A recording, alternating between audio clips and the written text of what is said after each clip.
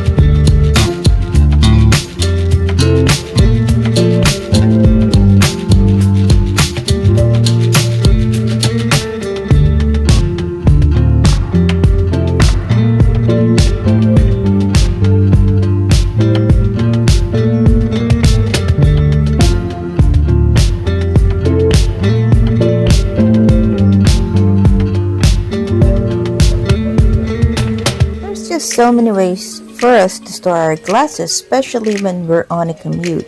They'd give us these glass cases, which is so big and yet they seem so deadly. I'm kidding.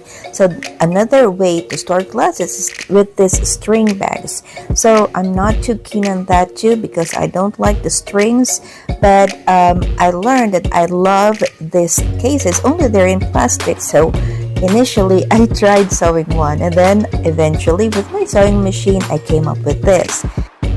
I buy glass organizers all the time, but sometimes it's not. It's nice to hand sew something so it'll look unique from everybody else. So I'd like to show you how I did my hand sewing.